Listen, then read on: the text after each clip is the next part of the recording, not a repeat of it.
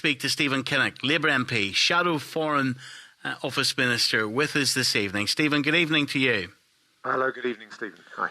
So, I guess supporters of the British government and Boris Johnson will say he will do anything to protect the sovereign right of the British Parliament to decide British people's future. That's what Brexit was all about.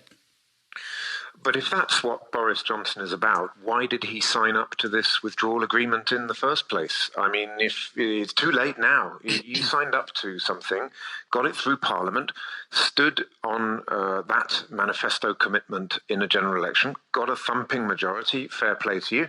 But that does mean that you have to actually honour those commitments. He's trying to row back on something that he himself has signed our entire country up to, by lodging it with the United Nations as an internationally legally binding treaty. And that's why you've got Michael Howard, John Major, Theresa May, the government's chief legal advisor, just about everyone you can think of, lining up to say that we are now breaking international law.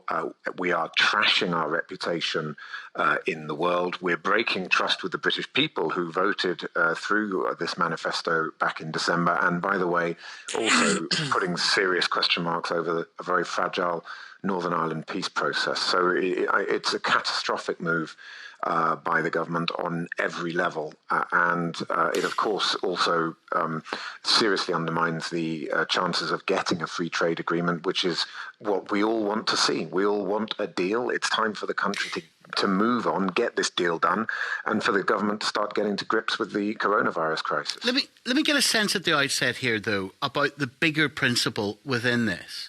So if a government does, and obviously there may be some people who would argue and are arguing that we're not breaking international law. But look, even if it is an accepted position with people who support your position that we did sign up to this, do you therefore think that the British Parliament can never undo a deal that we have signed up to, even if that is the will of British parliamentarians?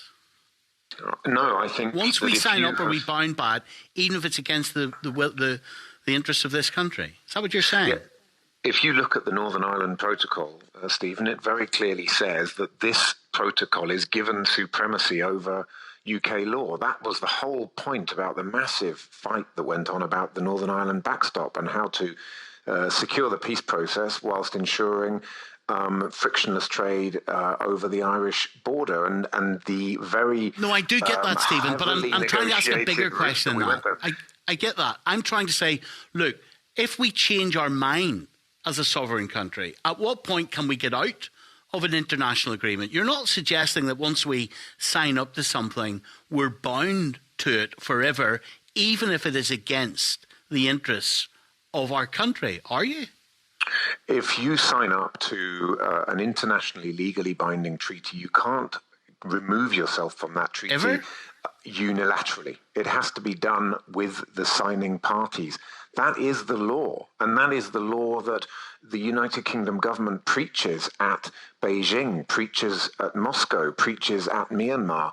All of the, I saw that Dominic Raab was meeting on the Iran nuclear deal today and writing in a tweet, we are calling on Iran to comply with its legally binding commitments. I mean, you've got no credibility at all if you start unilaterally pulling the United Kingdom out of its legally binding commitment. So the answer to your question is no. You can withdraw. You can renegotiate something that you've committed to.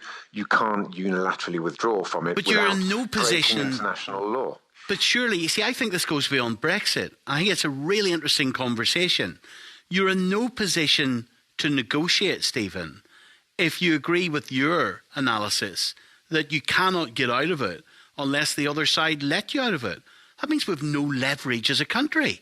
What's the point of us having our own sovereign parliament if we cannot decide our future, and once we've signed up to an agreement, no future government can get out of it?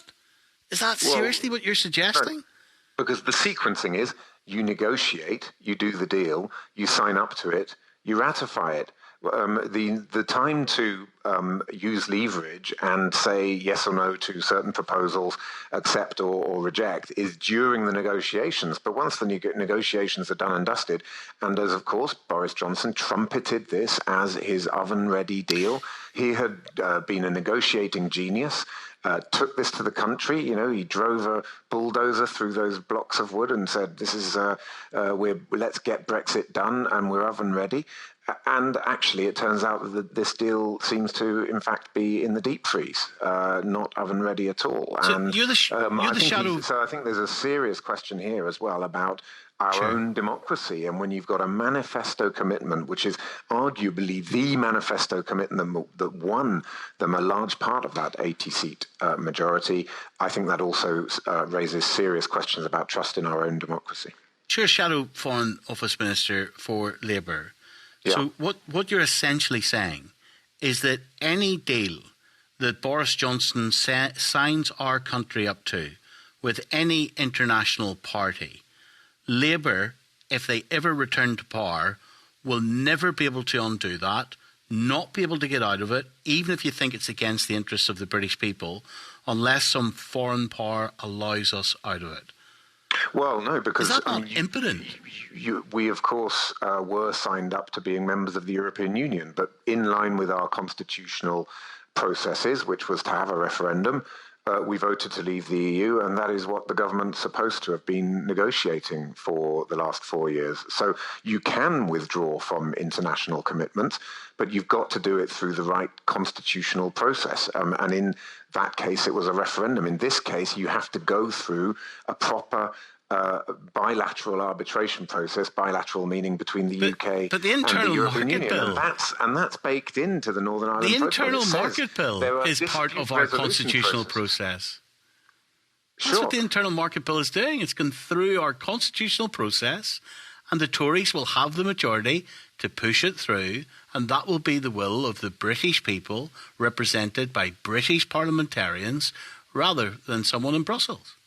Yeah, but this internal market bill is impinging on the Northern Ireland Protocol, and the Northern Ireland Protocol is part of the withdrawal agreement, which is an internationally legally binding treaty. So it has direct effect, and that direct effect is written in to the Northern Ireland Protocol. And by the way, there is also a dispute resolution mechanism in the Northern Ireland Protocol. So if the UK government wanted to change something in there, it could have raised it with the arbitration panel and the joint committee, Michael Gove and the European Commissioner there, and they could have negotiated a change. What you can't do is unilaterally force a change through. That is a breach of international law.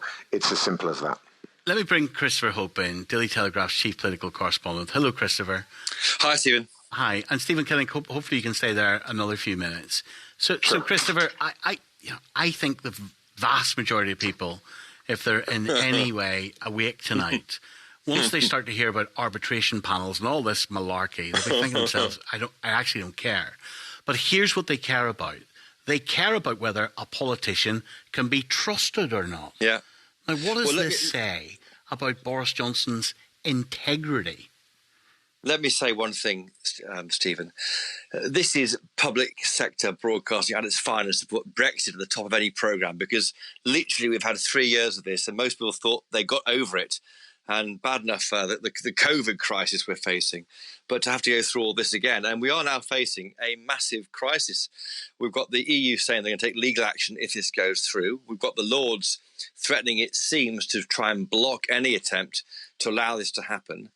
Brexiteers who I speak to try and downplay it. They do feel that Brandon Lewis overspoke in the House of Commons when he said there that what they're trying to do here is, in a small, limited way, renegotiate unilaterally what was agreed last September. There is but one. He didn't say that. He says what they're doing in a small way is breaking the law. You know, I can hear Steve laughing as far as Wales. But I'm sorry, he did not say, we're trying to renegotiate. It's like someone going in and shoplifting and saying, I was only stealing a Mars bar, I wasn't stealing a Ferrari. For goodness sake, you had a Secretary of State saying, Christopher, yeah, we're breaking the law. The idea is that, the answer to this is get a trade deal, because the trade deal hopefully will then supersede this. It will mean that the internal markets bill, the points in there will fall away, and this won't be required. I see it, might be controversial. Stephen Kinnock may disagree. Ashaka will certainly disagree. I would say that maybe this is an attempt to show the EU that Britain is preparing for a no deal. And if they do that to get the best deal, they can't afford to backtrack on fish. They want to get a good deal on state aid. Therefore, by doing this, yes, it's a bit iffy in terms of international law, but it will allow maybe them to know that we do not fear a no deal, and to give us a better deal to trade with post the 1st of January of the next year. Are you serious? It's a bit iffy in terms of international law. Do you think that's acceptable for any government to behave like that? It's a bit iffy.